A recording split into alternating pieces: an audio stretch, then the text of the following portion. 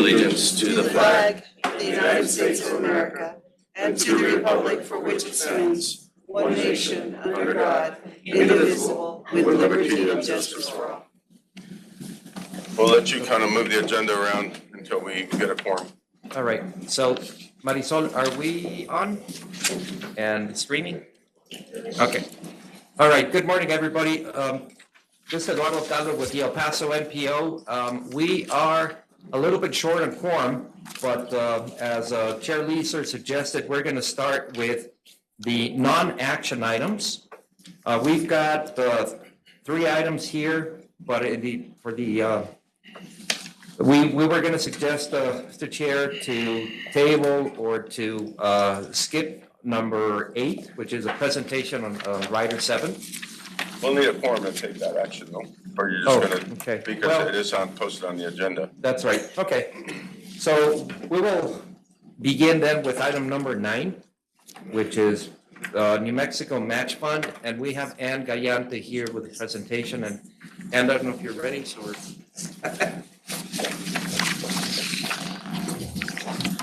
Good morning. Good morning. Good morning, Chair and board members.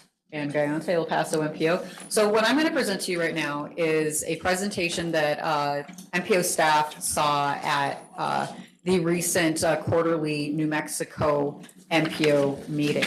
This presentation was given to us, and we wanted to make sure that the New Mexico entities in particular knew about this program that's being offered through the state of New Mexico. And what it seeks to do is provide, it's a grant through the state of New Mexico that covers local match. So this is a particular benefit to those communities who generally struggle to find local match for their infrastructure projects. This covers not only transportation, but some other types of infrastructure as well. And so I'm going to be delivering the presentation that they delivered. They were unable to make it today to present this to you, so I will be doing it.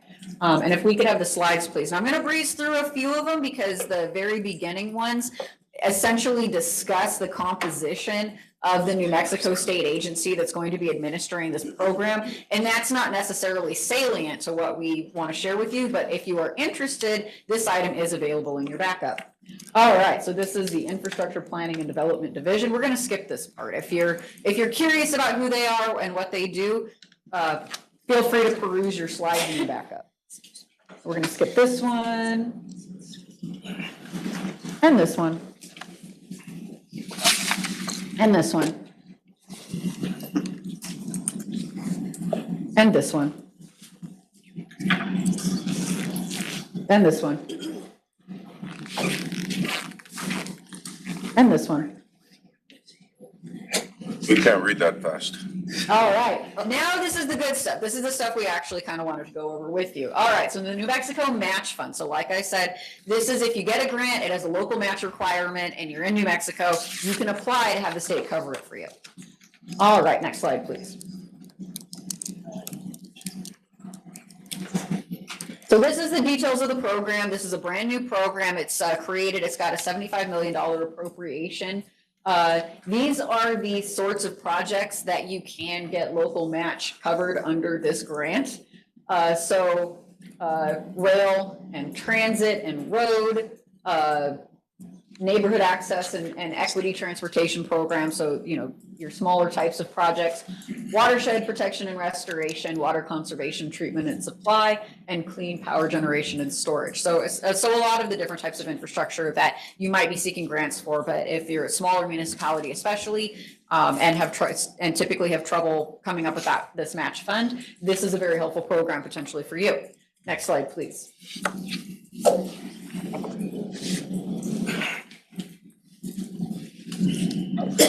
And so there's 3 sub-programs under this grant in order to help you out. And this describes which they are so that you can figure out if you're in need of some match funds, which would make the most sense for you to pursue.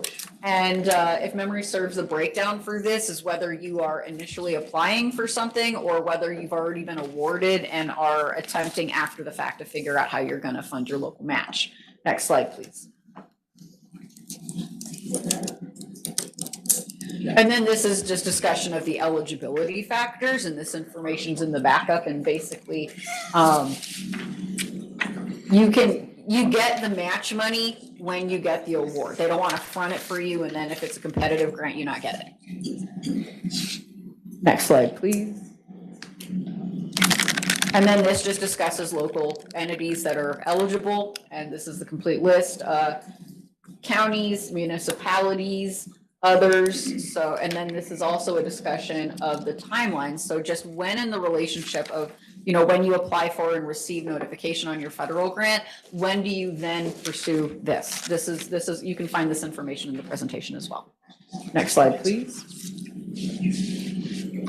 And then this is a discussion of the application and criteria. And so this is just the information you should be prepared to send to the state to apply for these funds. Next slide, please. And then these would be the appropriate contacts for questions and comments. These are the individuals who will be overseeing and serving as points of contact for the program. This is a really great thing. And so if you are an entity in New Mexico that's eligible, we would encourage you to apply. And we wanted to make sure that we shared this information with you and with TPAC so that you would know about it. You would know that this is available. All right. And this concludes this presentation. And we would have pretty limited information that we could share for if there's questions, but these would be the folks to direct those towards. Any questions? Thank you. Thank you. All right, sure, so. Now we do have a quorum, exactly, so if anybody needs to use the facilities, we will lose quorum and we'll have to stop, so we'll move along quickly. Eduardo? All right, so now that the meeting has been called to order, we'll do roll call, starting with Chair Leeser. Here. Vice Chair Senator Blanco. Here. Chris Canales. Here. Mayor Cano. Senator Cervantes. Representative Rudy Cruz. Here. Mayor Miguel Chacon. Here. Aaron Chavarria. Here. Representative Mary Gonzalez. Representative Cassandra Hernandez. Present. Yvette Hernandez. Here. Commissioner Ilan Olguin. Morning, present. City Manager Dion Mack. Representative Willie Madrid. Alderman Walter Miller. Good morning. Representative Joe Moody. Representative Eddie Morales. Mo Moader. Mayor Diana Murillo. Claudio Ordaz. Representative. Representative Lynn Ortega. Here. Norma Palacios. Mayor Perea. Present. Mayor Rachel Quintana. Tony Nevares. Representative Isabel Salcido. County Judge Samaniego. Ellen Smythe. Mayor Anthony Turner. And Tomas Trevino. We do have one. Thank you. And Ms. Mack, congratulations on your new appointment and welcome to the board. With that, All right, so starting with discussion and action items. Item 1, consider approval of the minutes of the September 20th, 2024 TPB meeting. do we have a motion? So moved. We have a motion and a second. All in favor? Aye. Any opposed? Motion passes. Item number 2 is consider adopting the proposed 2025 TPB meeting schedule. And Harrison Ford will lead this. Good morning, Chair and Board members. Harrison Ford with El Paso MPO. So on the screen here on the left-hand column, these are the proposed dates for the 2025 TPB meetings. You know that usually they end up falling on the third Friday of the month, but depending on what day of the week the month starts, sometimes it ends up being pushed to the fourth Friday. So that is the case next year in January, May, and August. Other than that, they're all on the third Friday. So we would like to get these dates approved today so that we can submit the request to use this room. Make sure we've got the dates nailed down, and then we'll come back to you sometime before the end of the year with the use agreement to formalize the use of this space. Any questions? there a motion? Second. We have a motion and a second to approve the schedule. All in favor? Aye. Any opposed? Motion passes. Next item is number 3. All right. Item number 3 is to consider approval of amendments to the Regional Mobility Strategy RMS 2050 Metropolitan Transportation Plan MTP, amended RMS 2050 MTP, RMS 2023 to 2026 Transportation Improvement Program TIP, and RMS 2025 to 2028 TIP for the following Texas Transit projects too. And again, the items A through I are into the record per the agenda. So we have Ann Gallante with a brief. We'll take them all as one unless somebody wants to pull one out and discuss separately. Any questions? Yes, sir? Okay. Go ahead.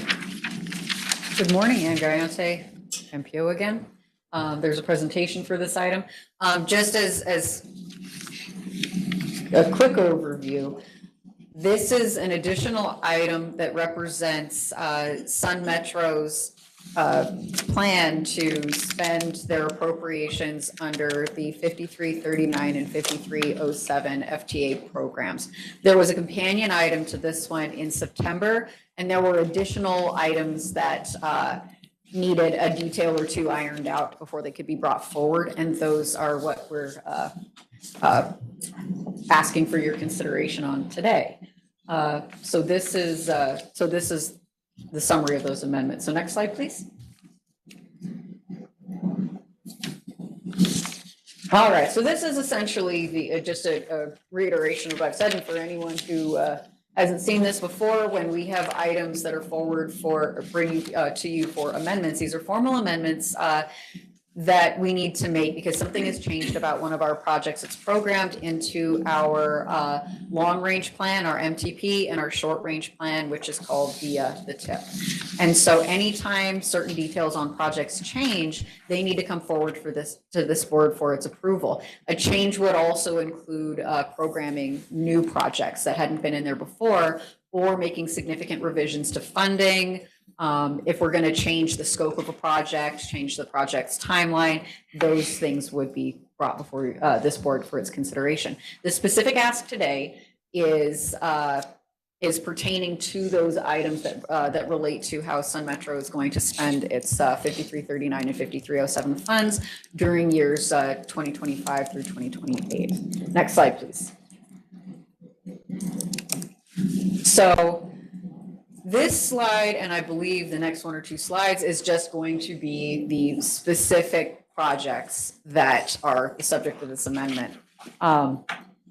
They are generally related to purchasing fleet. That would include buses, that would include the paratransit smaller buses and support vehicles, some transit enhancement projects. Next slide, please.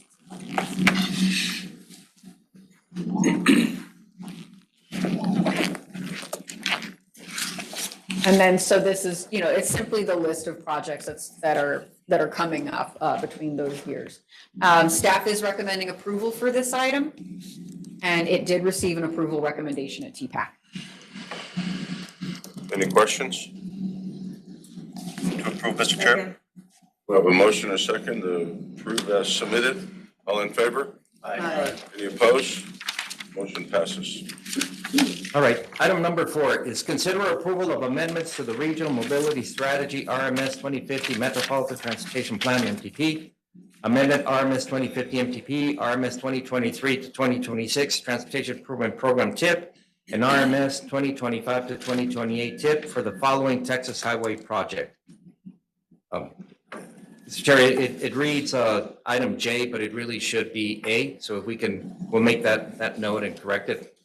So it's item 4A, program the International Border Crossing System-Wide Improvements Analysis Project, MPO ID C047X, CSJ 0924-06738, into the 2025-2028 TIP using $2 million of Category 7 SDP Metro Mobility Funds in fiscal year 2025, and amend the project in the 2023 to 2026 TIP year from fiscal year 2024 to fiscal year 2025, and has a brief comment.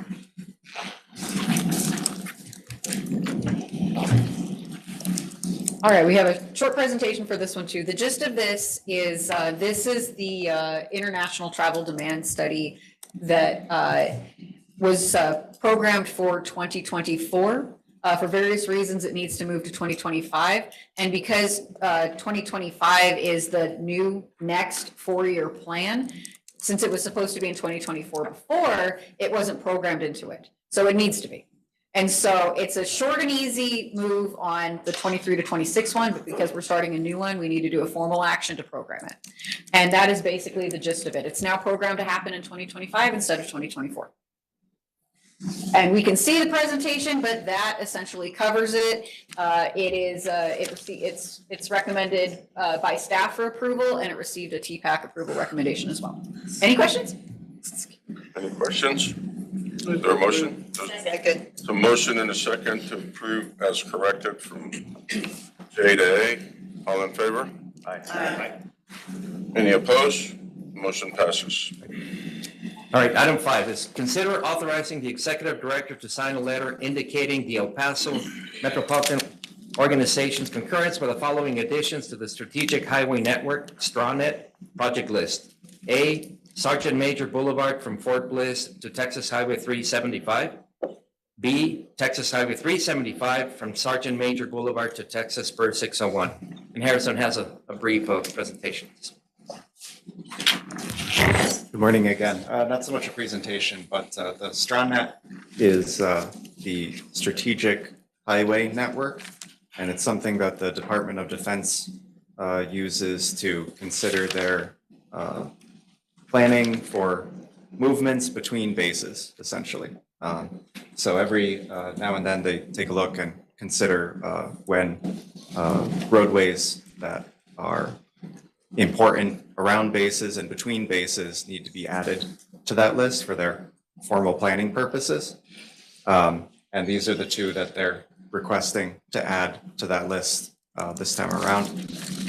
So this request comes from both TxDOT and the Department of Defense. The Department of Defense needs a letter of concurrence from the MPO for adding facilities to the list when they are in an MPO area. So the draft letter is attached to the backup, and there are also some maps showing, I think, all of the facilities that are proposed to be added throughout the state. But there's just the two segments of existing roadways that are being added within El Paso MPO area. So that's all I have. Any questions? Representative Canales? Does this open up the possibility of DOD ever spending DOD funds to improve these roadways, or? I don't Unlikely. believe so. Okay. So this would essentially just be for their regular coordination, but also, I understand, like potentially in domestic wartime, they would have some authority to I think improve that, roads. right, I think that's the primary purpose, is for strategic internal operations within the Department of Defense. That's all. Thank you. We do have a motion. We have a second. Second. We have a motion and a second to approve as read into the record. Motion to approve. All in favor? Aye. Opposed? Thank you. Motion passes. We would love to get their money. What? That's why I asked. Want to make a new motion? All right, moving on with item number 6. Consider authorizing the executive director to submit a letter to the General Services Administration, GSA, during the public comment period for the draft environmental impact statement for the proposed modernization of the Bridge of the Americas Land Port of Entry Enhanced Feasibility Study, seeking to address MPO concerns with a preferred alternative number 4 and related issues. Mr. Chair, we have a lot of people that signed up for public comment. Do you want to maybe I have a presentation here that sort of like to set the stage. I'd like to let them look at the presentation, then they can do public comment. Got it. That way they can kind of see where the MPO is coming from Okay. also. I think that's important.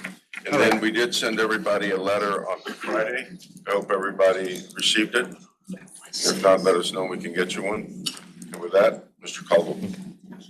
All right, so can you go to the next slide, please?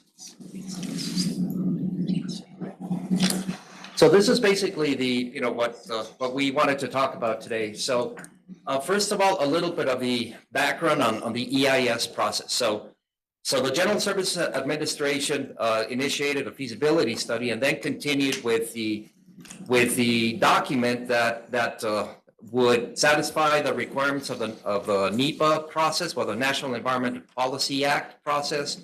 So they chose to initiate an EIS, an environmental impact statement. And currently we are in the process, in the public comment period for the draft EIS. So GSA has been working on this for quite a while. They've done a lot of research, conducted public meetings, et cetera. And with that, they came out with a draft environmental impact statement that was released a couple of weeks ago. And currently we are under a 45 public comment period to provide comments on that draft EIS. That comment period ends on November 4th. And so, there's actually a lot of meetings. Yesterday, they held a formal public meeting regarding this, and people continue to provide comments. So that's where we are in the process. So today we are asking the policy board to, first of all, do you want to submit a letter, yes or no? And the answer is yes. Then, to discuss the content of that letter. So currently the draft EIS summarizes and describes three alternatives that have been analyzed. The first one is a no build, which you have to analyze to have sort of like a baseline, and then two build alternatives that are now called 1A and 4. Can we go to the next slide? So this summarizes just in terms of the actual capacity of the alternatives, right? So under the existing configuration, we have a total of 25 lanes in both directions, combined private vehicles and trucks. Then alternative 1A would expand the capacity to a total of 35, adding more and more lanes for private vehicles, and would keep the 10 lanes for trucks, would expand that for trucks, and for a total of 35. And then the alternative 1A also considers having initially opening the port of entry to truck traffic, and eventually at some time in the future converting those truck lanes, those truck facilities, lanes and inspection booths and all that to POVs. Again, 1A would consider that in the future we would move the trucks out and move them to so that trucks could use other ports of entry, other crossings. So there you see alternative 1A with trucks, and then alternative 1A without the trucks, and of course you see the increase in capacity for the private vehicles, which are POVs. And then alternative 4, which is the one that closes truck traffic completely from the beginning, and you have a very large number now of lanes available for private vehicles, 35, and 4 coming back. So that's sort of like comparing the different configurations and the number of lanes and all that for the different alternatives. Can we go back to the? There you go. All right. Also, as background, if you recall, the policy board submitted a letter to GSA in September of last year, where we had initial discussions, and there was already some alternatives identified then, but the board decided to send a letter where they were recommending, well, you all as a board were recommending an alternative that was flexible, right? That alternative is what is 1A today. So again, just to let you know that or remind you that there's a precedent for that. And then some other things to consider as we begin the discussion here on traffic and air quality. So GSA, as part of the draft EIS, they've done a lot of research on multiple things. As you know, the The NEPA documents need to look at potential impacts to the human and physical environment, so they look at a lot of things. But the MPO has been working with them specifically to look at the impacts related to traffic and air quality, right? So as you know, the MPO is responsible for the regional air quality as it relates to mobile sources. Mobile meaning, we don't control or do anything with point sources like industry or factories and stuff like that, right? So the MPO models, we use our models to look at the regional impact, right? But we have also developed micro simulation models that can analyze the impact on traffic and emissions at the individual crossing. So this is more like micro simulation. And we've been able to incorporate and integrate both. So as part of the review of the draft EIS that MPO staff did, we went in with a lot of care, a lot of detail, and we found some discrepancies in terms of the data that we provided and the way that it was incorporated into the draft EIS. And we've been working with GSA on that. The tech memo that I think is part of the backup information, is backup to the letter as well, provides all the details and all that. So there's a lot of, really good conversation that is going on right now as we speak between GSA and the MPO to correct that analysis. But as part of the formal process, we feel that MPO staff needs to submit that memo to be on the record where, we're identifying some of the discrepancies.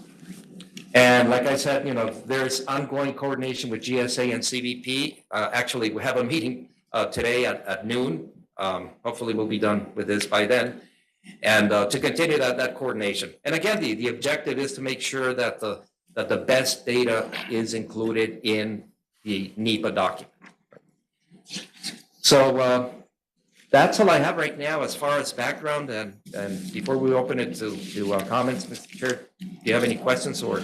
No, thank you for the letter, and thank you for really the recommendation. We're not opposing what's going on, but we do have a lot of unanswered questions that need to be answered before we feel we need to move forward. And a lot of it is you're moving the problem from one port to another. And in one port, you got almost 16,000 children. The other one, you got about 11,000.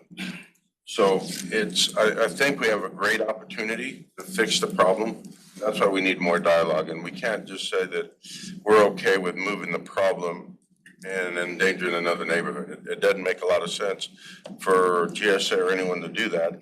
We're going to spend $600 million. Let's fix the problem and not have the same problem somewhere else. And that's a lot of the concerns that we have, that we're not addressing the real problem. And there's some questions and data that was used from the MPO that was really not quite interpreted properly. And that's why we had a really good executive committee meeting and really had a great discussion about what we feel. And again, we're not opposing it, but we do need, I think, a lot of answers before we can move forward. And with that, anyone else? Yes, ma'am. So the GSA study's been going on for a long time, and I know that historically the southbound traffic has flowed really well. But in the last year or two, the southbound traffic has really stacked up. And I noticed it's 35 northbound and only 4 southbound lanes.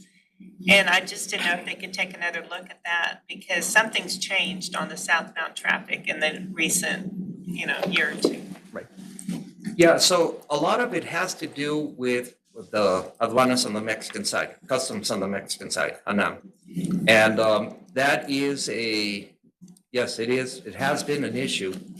And again, we have people here from the international bridges from the city of El Paso, Mr. Tinajero. So, if it's okay, we can call them in to also help me with this conversation. But yeah, definitely things have changed because of the management of the Mexican aduanas. And it's not only reflecting in terms of the queuing that is happening on not just on the Bridge of the Americas, but on other bridges as well, right? On other crossings. But in terms of obtaining some of the data that, we want to talk about a little bit also as part of the discussion, especially when it comes to southbound truck traffic. right? That data, CBP doesn't track it formally because there are no inspections there going southbound. The city doesn't track it because there are no toll booths. So nobody really tracks that information. So the only source of data for southbound trucks is collected by the Mexican aduana. And we haven't really been able to get that. It's been a challenge. One thing also that we didn't mention, they're gonna go from 14 vehicle lanes to 35. Right now, the city of El Paso funds GSA or the bridges, $1.6 million for overtime for agents because they don't have enough agents to be able to man the lanes that are currently being opened. So this, best to our knowledge, we figure there's gonna be an additional 14,000 vehicles or so coming into the area.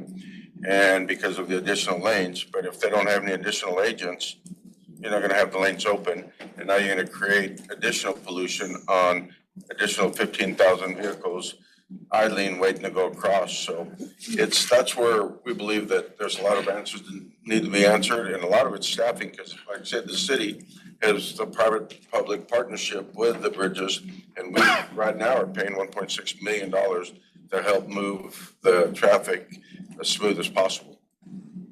Go ahead, sir.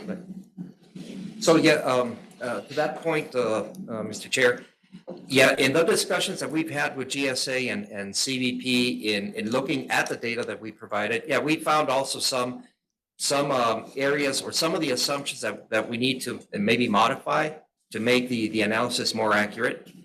So the 14,000 vehicles that we're describing in the draft EIS may not be 14,000, but it's going to be substantial because, just common sense will tell you that if you are now opening, 35 lanes for, granted, they're not going to be open all the time, right? But now with that additional capacity and the fact that it's a free bridge, it's a non-toll, it's going to draw a lot more private vehicles, right? So think about the trade-off. You may be eliminating, trucks, 500 trucks or so, but now you're bringing in a lot more private vehicles, right? And sure, one truck probably emits more pollutants than one private vehicle, but the numbers are, that's what we need to also get a good grasp. And the final thing I'll say is that the models that we are using, the travel demand model on the El Paso side and on the Mexican side, cover the entire region, including Santa Teresa. So when we do the analysis and looking at how traffic would change, the traffic patterns of trucks and private vehicles, we're looking at the entire region. And of course, one of the concerns is that if specifically for closing down trucks in the Bridge of the Americas, those trucks are now going to have to travel longer distances to go to either Santa Teresa or Zaragoza or even Santo Tornillo. And those additional miles also generate, emissions. So at the regional level, and again, that's more the concern of the MPO, at the regional level, we want to make sure that we understand what the impact is, because those additional miles not only happen on the Juarez side, but also happen on the El Paso side. Senator? Thank you, Mr. Chairman. Eduardo, to your point, can you walk us, since this is an environmental impact study, can you walk us through where we stand currently in terms of attainment, non-attainment? And then to your point about trucks being, is it accurate to say that 85% of those trucks are going to come back to El Paso anyway? So as part of the surveys that we collected in the last year or so, that confirmed what we knew, empirically, right? Oh, I'm sorry. They confirmed what we know, that the vast majority of the truck trips that happen in our region are local trips, right? Either they originate in Juarez and end in El Paso, or vice versa. They start in El Paso and end in Juarez. It's a very small percentage of those trucks of trucks that originate, let's say, in Juarez and end up, the same truck with the same load ends up in Dallas or Houston or whatever, right? So our movement is back and forth, is drayage, right? So based on the surveys that we collected, it's 83% northbound and 85 southbound or the other way, but it's a vast majority. And can you walk us through where we currently stand from an environmental standpoint? Well, I mean, the region, you know, we, as you know, we've been in non-attainment for several pollutants for ozone, PM10, and CO, carbon monoxide. We're out of carbon monoxide, but we're still in non-attainment for PM10. And, you know, we're sort of like in the borderline for ozone on the El Paso side, on the Paso County, because, you know, the status right now is tied up in courts. Unfortunately, has nothing to do with air quality, right? But yeah, you know, we could become non-attainment for ozone again in overnight, as soon as a court decision is finalized. So that's where we stand. So again, being a non-attainment, the MPO is concerned with anything that increases emissions, right? So, you know, as you know, we have to go through that onerous process of conformity every time that we do a plan update and all that. But, and all of this is leading towards improving air quality, right? The ultimate goal is to improve air quality. And so, you know, anything that goes against that is of concern for us. Yeah, my concern is that we need to be mindful of the environment for the neighborhoods in Chamizal, but we also have to respect the neighborhoods of Zaragoza and Socorro that are next to Puente Zaragoza. We need to be mindful of the increased truck traffic that's going to inevitably go to Santa Teresa. You know, it's good for right now. It sounds good from an environmental standpoint in the Chamizal area, but environmental justice in one place, but pushing potentially the pollution to other places, not environmental justice in other places. So it's something we need to consider as a region rather than one fixed point, because we also have other communities that are disadvantaged by the potential moving of trucks. Again, our Congresswoman has worked very hard to secure these funds. We've got to make sure that these funds are utilized efficiently and effectively, but we've got to do it in a way that doesn't hurt other communities from an environmental perspective. And I agree with you that, you know, we got to look at all the neighborhoods, and we're bringing additional contamination to the Chamizal by bringing, you know, whether it's 10,000 or 15,000 additional vehicles.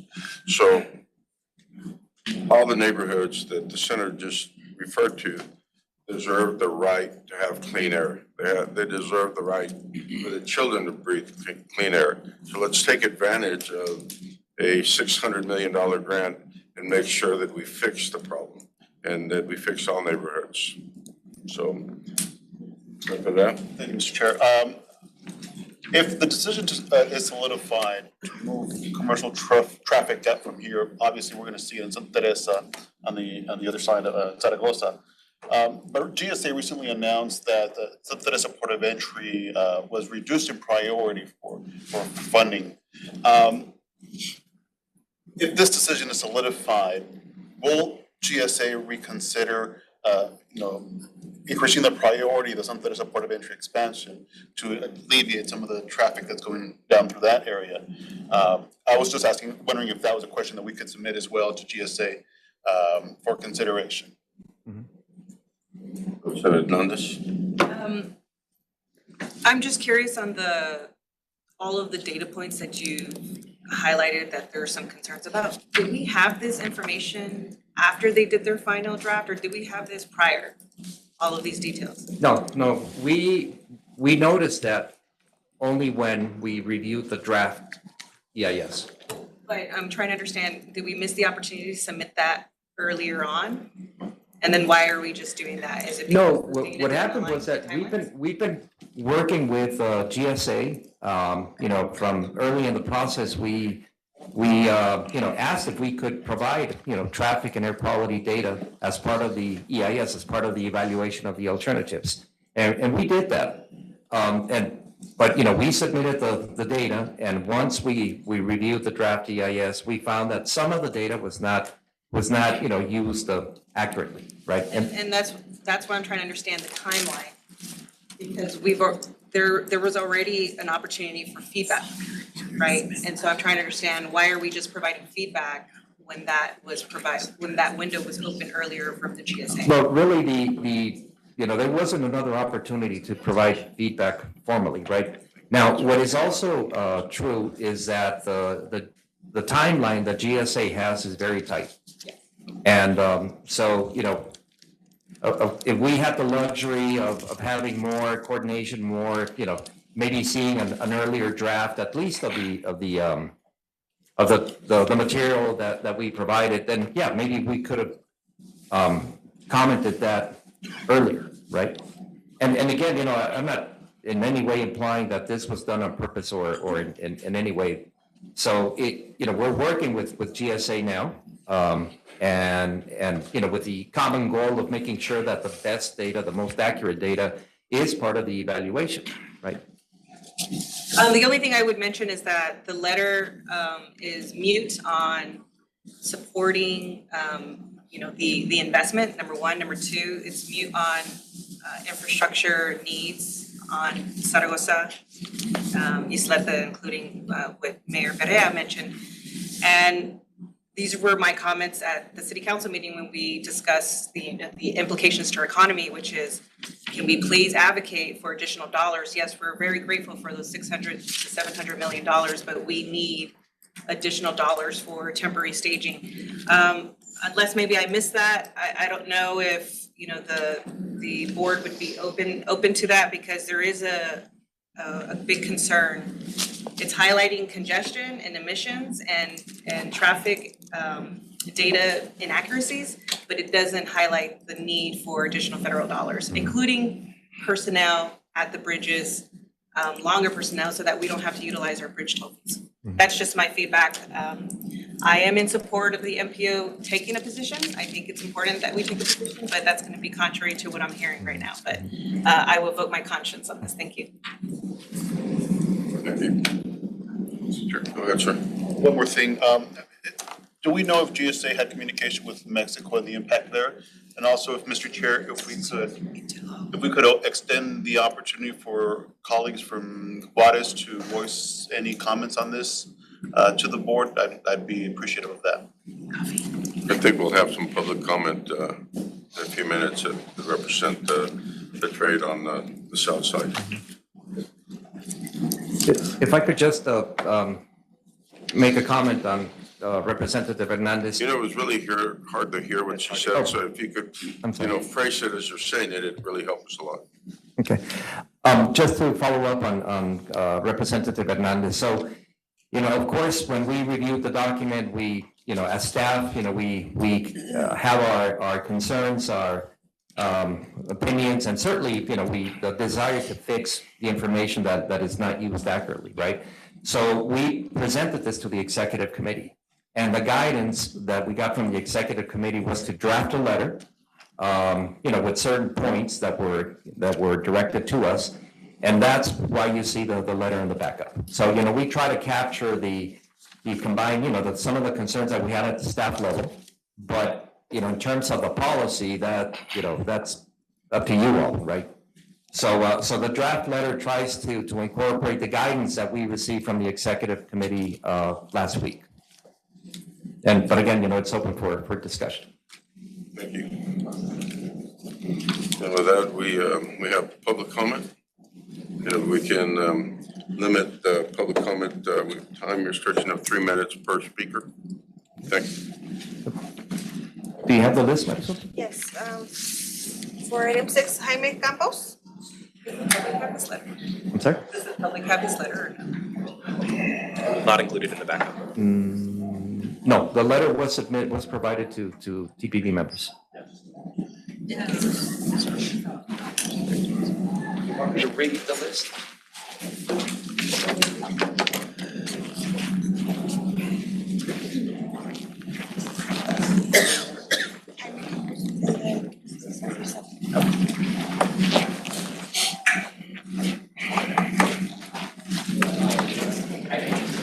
Winning over there. All right, so we have, Mr. Chair, several speakers on item number 6 and one speaker for item number 7. So we'll start with Mr. Jaime Campos. From here. Come to the Front, podium, please. please. And as a reminder, you have 3 minutes for your comment. Thank you, Mr. Chair, members of the board. Jaime Campos. I happened to be in March of this year in the Binational Bridges and Border Crossings Committee Group meeting in Mexico City.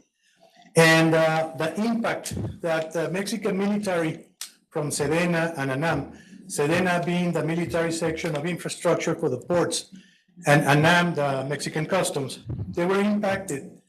And they show anger about learning by the first time of the shutting of Bridge of the Americas for commercial. The thing is that what we saw in that meeting is that there has never been a communication of these nice efforts for the city of El Paso with the Mexican Federation and probably with some of the local institutions across the border. So I just wanted to mention that the next meeting was going to be in September, but it was postponed, as mentioned by the President of Mexico. And we know that it was because of a diplomatic situation with the ambassador of the US and Canada. So that meeting didn't happen. That was going to be the opportunity to review and talk about this issue. But I just wanted to mention you in these 3 minutes that the impact on the Mexican side at the federal level in March, it was severe. And they show a lot of anger because they say nobody told us, and we are investing in equipment and new sections for the Bridge of the Americas on the Mexican side. Thank you very much. Thank you, sir. All right, next we have Juana Cereto.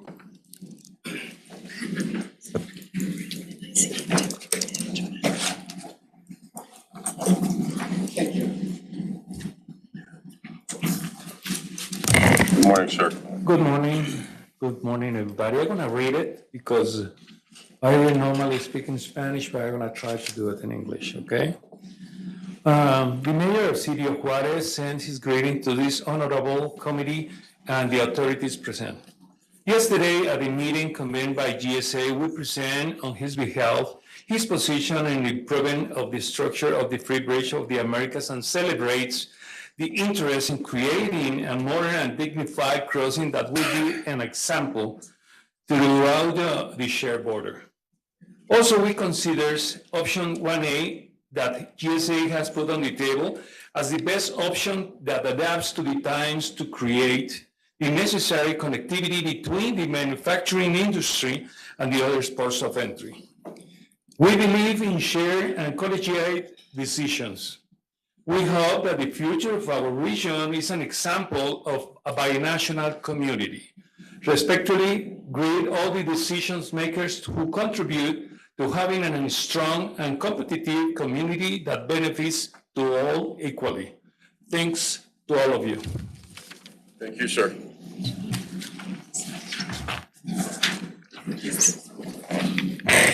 All right, next we have Manny Rodriguez.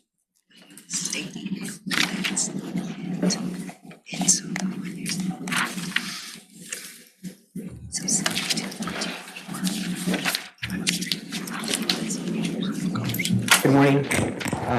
Good morning, Chair Lisa and members of the Transportation Policy Board. Thank you for the opportunity to speak today regarding the Bridge of the Americas Modernization Project. My name is Manny Rodriguez and I represent the El Paso Chamber as its Government Affairs Manager.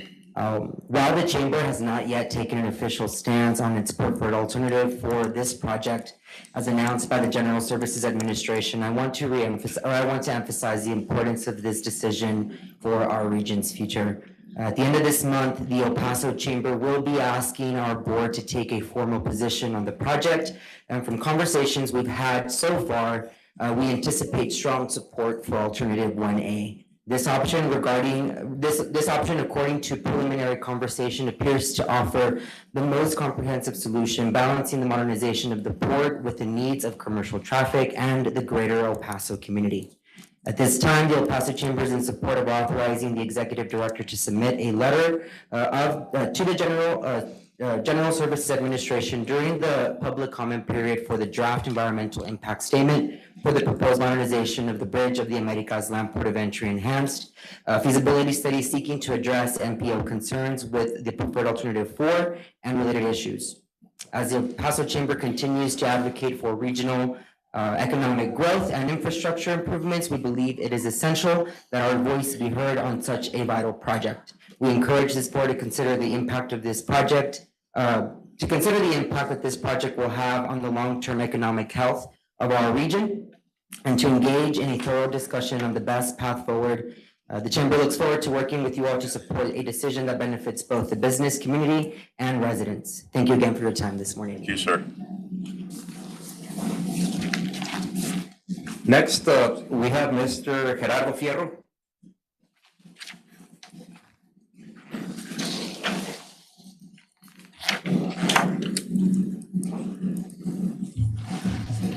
Good morning, Mr. Chair and board members. My name is Gerardo Fierro, and I'm with the New Mexico Water Authority. We're an executive branch that provides leadership to the governor's office from New Mexico and everything related to the border, as well as binational affairs between Mexico and New Mexico. We as an agency have some concerns regarding the EIS. I was present at yesterday's presentation, and after being part of the MPO staff and what already was mentioned by Eduardo and some of the board members, some of the data gathered by the MPO is not being used correctly on the EIS or mistakenly or just interpreted in a different way. The main concern is that the MPO oversees conformity, and you have the responsibility of maintaining the attainment and not the non-attainment in the area. If we get this wrong, this could affect the conformity in the MPO region, thus affecting New Mexico as well. You all know, being in non-attainment in the different components and emissions, it could affect the future funding of federal money coming to a region for transportation projects. Then the other concern regarding with New Mexico, and speaking of planning, with Texas is about to start their construction on I-10 and aircraft, those overpasses.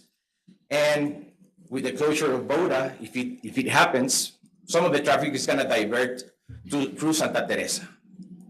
But then we're gonna have closed or just single lanes or just road work on West Side Road, Upper Valley, and the intersection at I-10. Most of that traffic is gonna divert through McNutt, through Sunland Park, having an impact in another community, then affecting just the regional overall traffic in the region. And as Senator Blanco and Mayor Oscar Leeser mentioned, and this is just my personal opinion, I think we're just grabbing one problem and sending it somewhere else. The idling is gonna continue. Even if we close Boda, if we send everything to the other ports, the idling is gonna continue. If we don't push CBP to open more lanes, to use the infrastructure to 100%, which is not being used in the current. Your time's up. Oh, sorry. Thank you.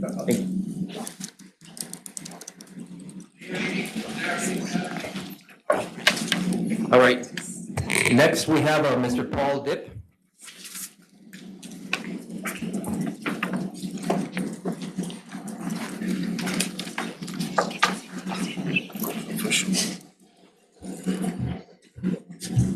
Good morning, ladies and gentlemen. Good morning, sir. The history of VOTA is providing transportation to existing infrastructure serving all parts of the city at no cost to the truckers. The corridor is well established.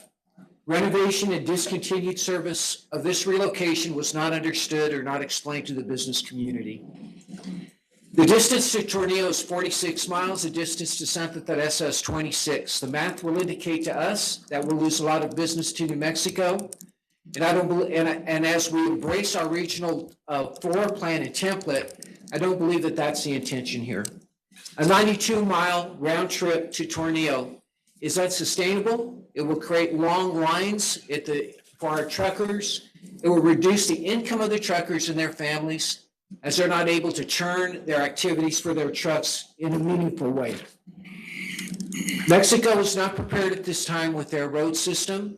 They have a master plan, it's not yet completed, and the accessibility to the other ports is a challenge. The security at Tornillo, I have been told, is of concern to the truckers that operate out of that port. The economic impact is that Santa Teresa will increase its activity, transportation costs will increase, and this is a very significant and measurable cost for the maquila industry. I urge you to think about the environmental and safety considerations here, the additional distance, the additional travel time in our road systems as we reflect on this decision. Our communities cannot afford and must not accept the loss of international trade, commerce, employment, and tax base. The results on both the short and long term will be devastating. Thank you very much. Thank you, sir.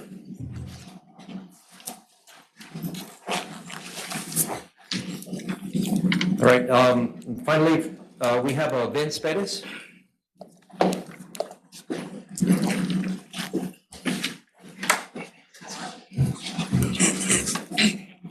Good morning, sir. Good morning, Mr. Chairman, Vice Chairman, TPB members. Thank you for having me this morning. I'm happy to be here. I'll be very quick. Last night, I spoke with Dr. Fullerton, the distinguished professor from UTEP, on the latest economic trends in El Paso. One of the more striking indicators he sent me was that the average bridge wait times at the Isleta Port of Entry on Zaragoza was at the highest level it has been in the last 3 years.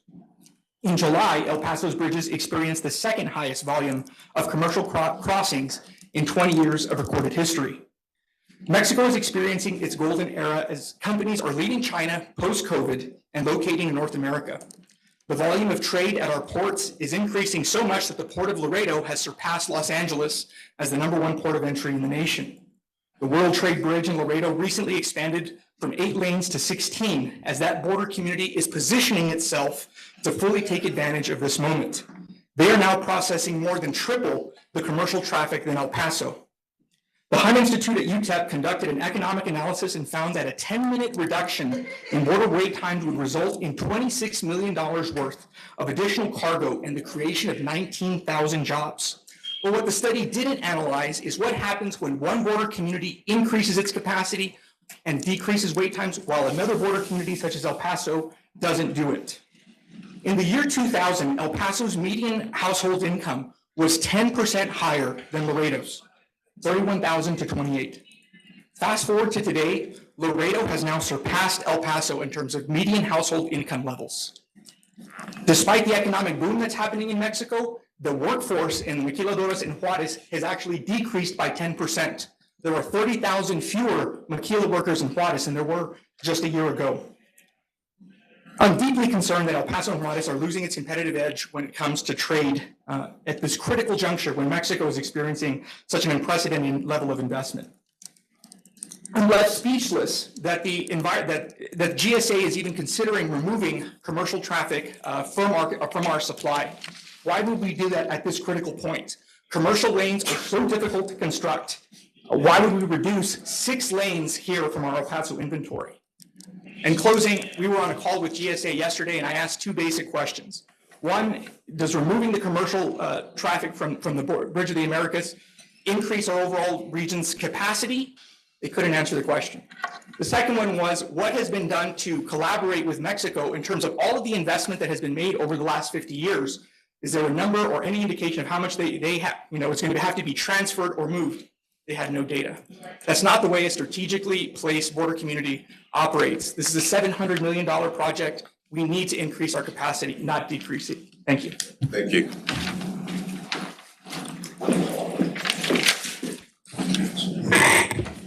And just to confirm, we have Luis Talavera signing up for item 7. It's 6 and 7. It's kind of combined. If you want, I can talk. Do you want to take it now, Mr. Chair? Yes, sir. Okay. You're gonna delete 7, right? No, which one are you gonna delete? I'm sorry. No, 8. 8, okay.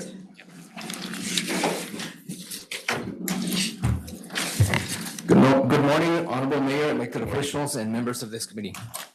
I'm the Executive Director of the Binational Coalition of Transportation. It's a newer nonprofit organization whose purpose is to provide information and to create a more cohesive binational transportation community in the region.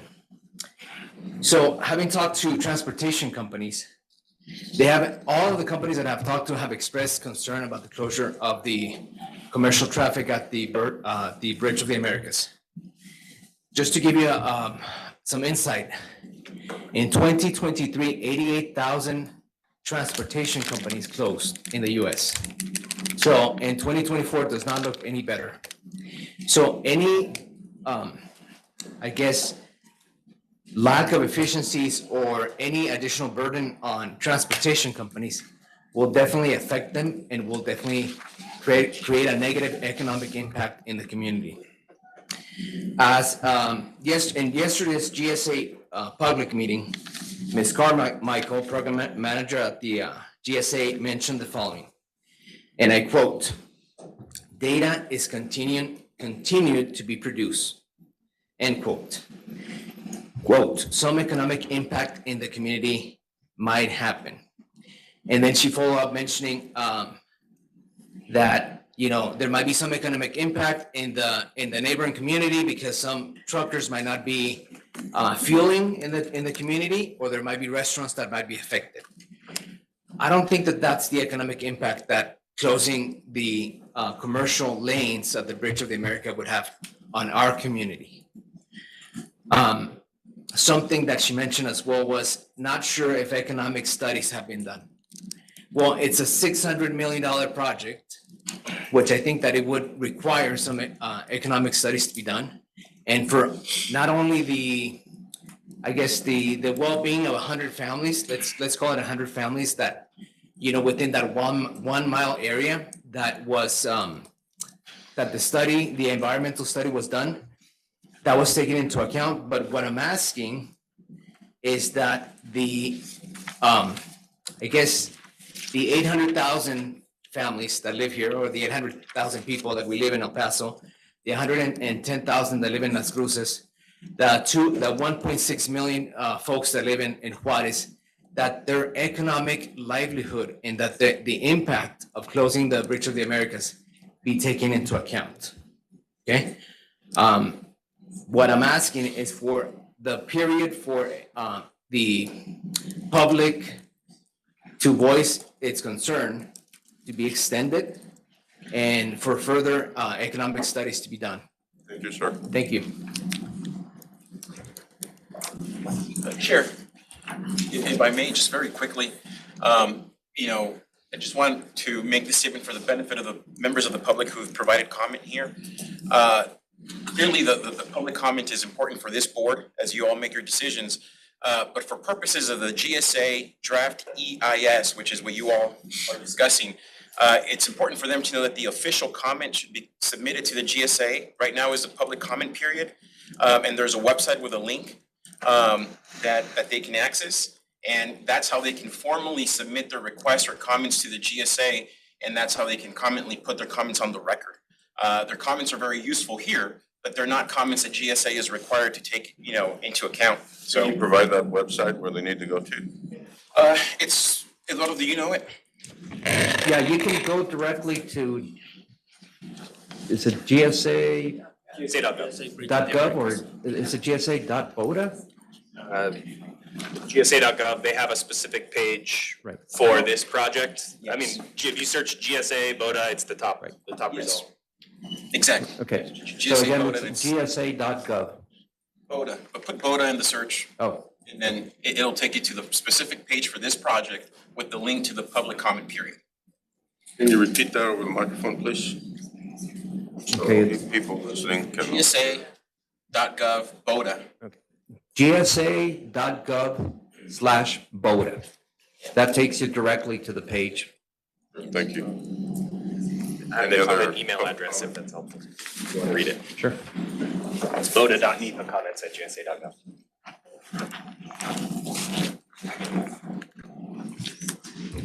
And if, for those that want to submit comments via email, the email address is boda.nepacomments@gsa.gov. And we can put that, we'll put that in on our website as well, maybe on the banner so that people can look it up. Good, thank you. And I think, any other comments, Mr. Calvo, or is that it? For now, that's it, you know. Good, thank you. And I think it's important that we understand the economy, we understand freight, we understand all that, but the most important part is we have an opportunity to clean the air and take care of the children, not only in Chamisal, but in other ports of entries that they're moved into. So I think that we don't want to miss that opportunity.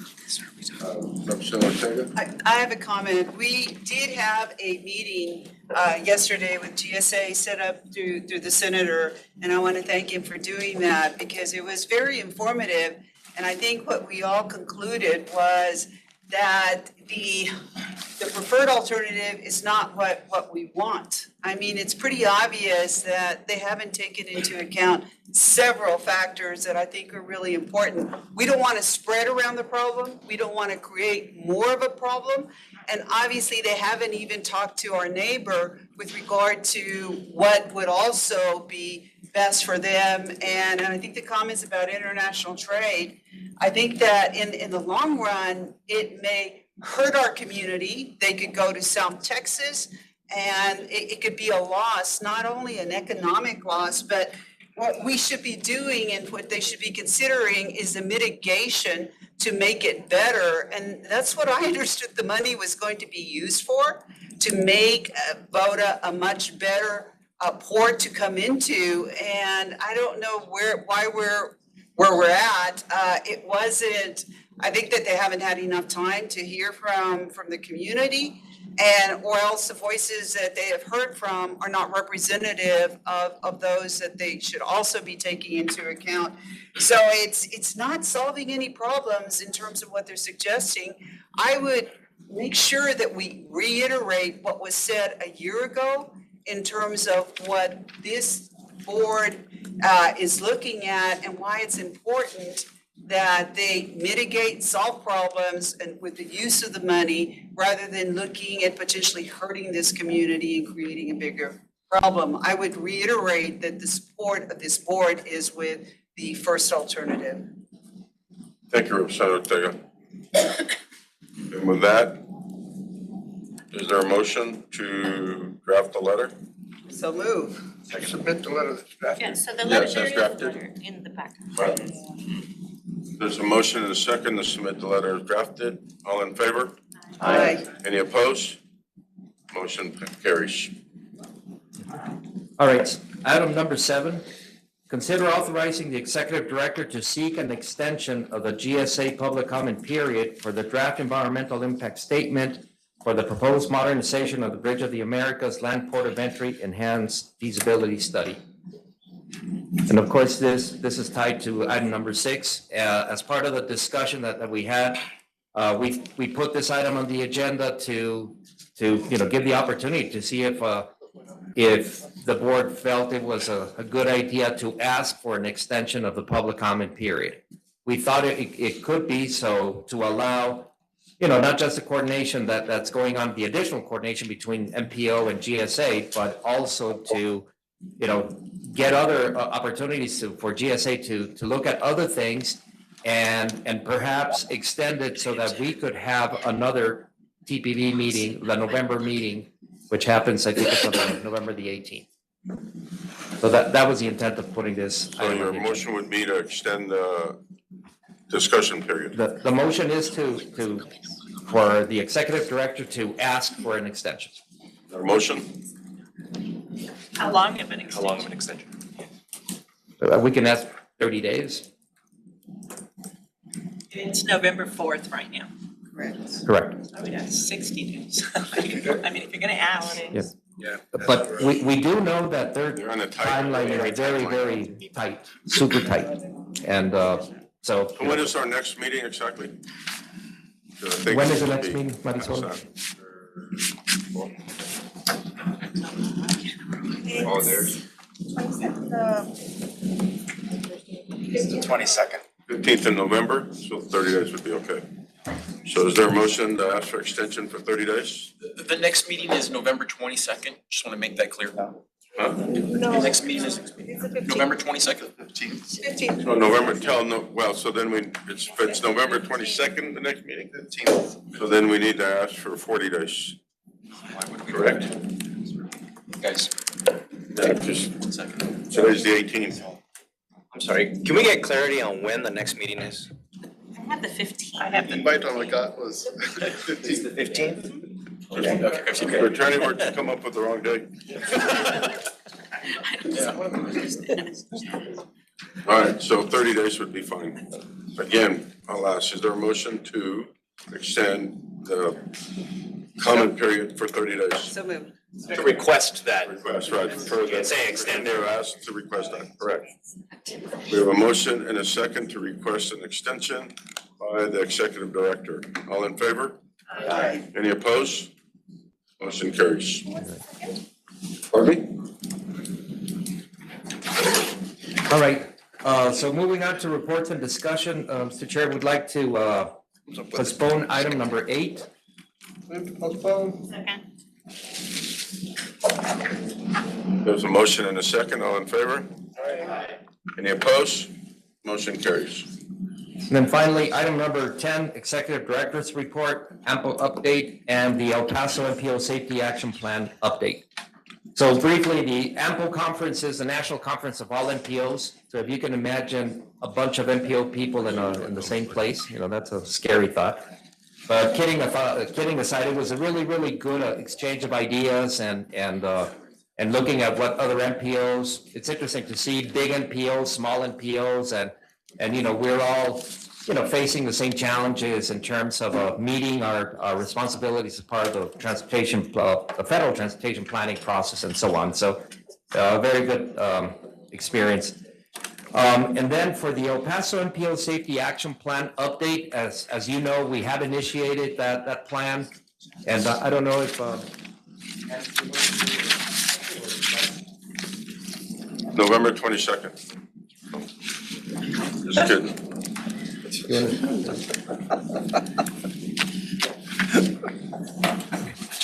All right, as many of you know, we are currently drafting our SS4A grant-funded Borderplex Safe Mobility Plan. We had our first public open house for that a couple of nights ago on Wednesday at one of our local elementary and junior high schools, MacArthur, and it was well attended. We had a steady stream of people the entire time. We took an approach where we held a joint public open house with the City of El Paso's Climate Action Plan. So they were posted on one side, we were on the other. We had La Huila Bike Shop looking at bike safety checks. We had a helmet giveaway. We had I think a car seat safety check also. So just a pretty great event. There was food, it was good. And we had a pretty good turnout, and we received some pretty great valuable feedback just on what the public is looking to see for the safety action plan, what their concerns are. And for all of you, we have a website set up. It has an interactive map that you can actually drop pins in, and you can say where you think is unsafe, and then you can leave a comment about why you think so. And we're also going to be posting our information for all of our upcoming meetings there, as well as the information that is developed for this plan as it unfolds. It's borderplexsafe.org. We would urge you to check it out. And we would also urge you to ensure that your communities know about and your constituents know about the website, and that they can submit their input for us to use in our plan. And so that, and especially the parts of that website that are actively seeking public comment, and they're very easy to find. So we will be keeping you apprised of the plan as it progresses and our future public events. Thank you. so that's all I have, Mr. Chair. We're done with all the items. We have a motion to adjourn. Boy, that was a tough one. A motion and a second, all in favor? Aye. Any opposed? The motion carries barely. Thank you. I would like no one to make a- Marisol?